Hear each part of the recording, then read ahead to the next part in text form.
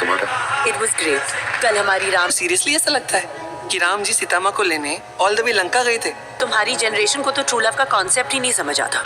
कौन को पहचान? गूगल पे बाजीराव सिंघम टाइप कर ले, पता चल जाएगा तेरा बाप चीज क्या है।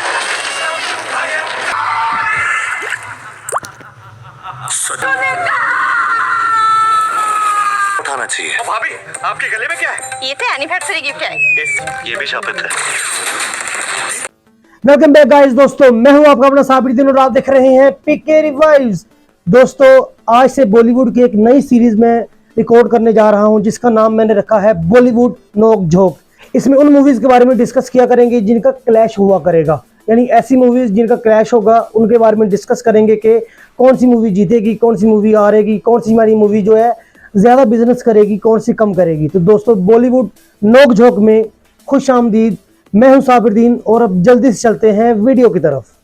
दोस्तों आज की वीडियो तो बहुत ही स्पेशल है क्योंकि सिंघम अगेन और भूल भुलैया 3 का जो क्लैश है वो सबसे बड़ा है, यानी 2024 का सबसे बड़ा क्लैश यही है। सिंघम अगेन या सिंघम 3 कह लो और जो भूल भुलैया 3 है कार्तिक आर्यन की मूवी ये कह लो। तो दोस्तों दोनों मूवीज का आपको पता है कि नवंबर में क्लैश होने जा रहा है।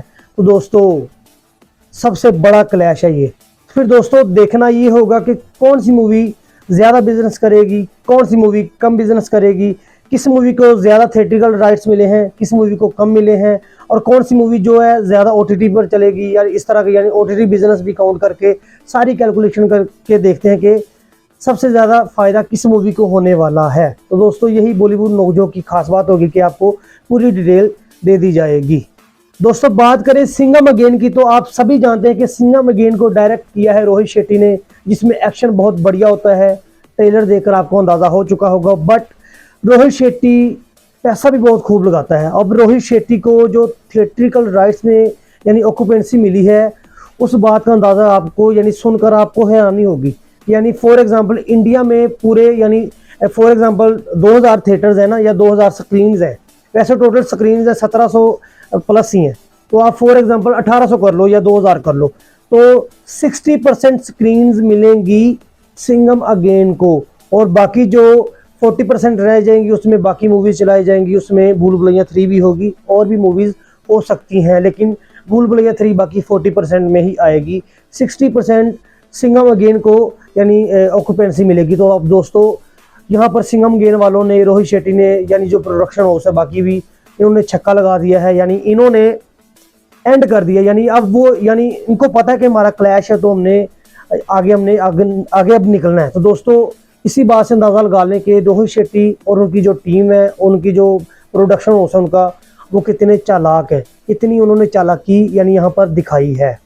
दोस्तों इसका मतलब ये होता है कि इंडिया में जितनी भी स्क्रीन है, जैसे कि 1800 स्क्रीन है फॉर एग्जाम्पल, तो 1800 स्क्रीन में से 1200 स्क्रीन मिलेंगी सिंघम अगेन को, यानी सिंघम अगेन मूवी 1200 स्क्रीन पर चलाई जाएगी। सिंगल स्क्रीन भी हो सकती हैं, बाकी भी हो सकती हैं, पीवीआर, आइनॉक्स। और दूसरी तरफ आप देखें तो तकरीबन 600 या 600 से कम ही स्क्रीन बचती हैं जो कि भूल भुलैया 3 के लिए हैं।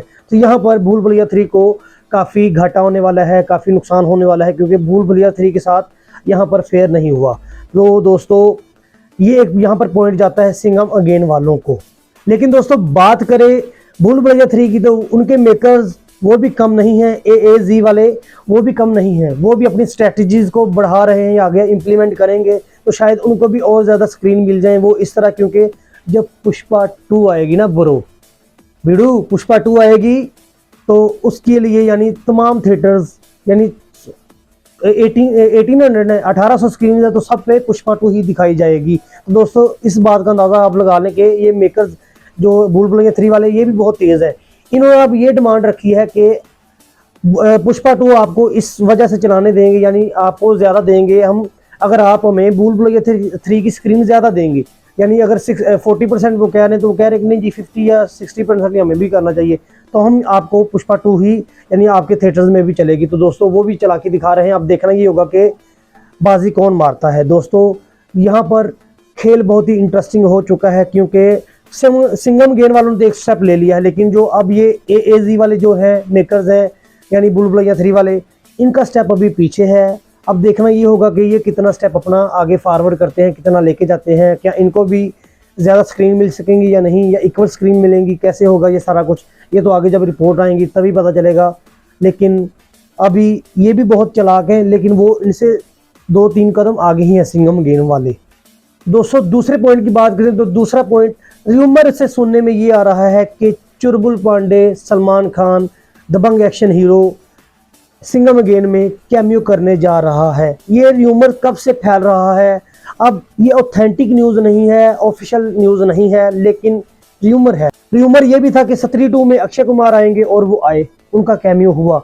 दोस्तों र्यूमर सच भी हो जाते हैं। तो दोस्तों इसी वजह से मैं कह रहा हूँ कि सलमान खान का हो सकता है कि कैमियो हो जाए, बट ये र्यूमर है, इतना रखिएगा याद। यानी बिल्कुल एक्सपेक्टेशन अपनी पूरी ना कर लीजिएगा कि सलमान खान आएंगे। तो आप अगर सलमान खान की वजह से जाने वाले हैं तो थोड़ा सा संभल कर जाइएगा, क्योंकि हो सकता है सलमान खान आ जाए, कैमियो हो जाए, हो सकता है ना हो। अगर आ जाते हैं फॉर एग्जांपल तो छक्के हैं, इनके शशके हैं भाई, सिंघम गेम वालों के शशके हैं, मज़ा आ जाएगा।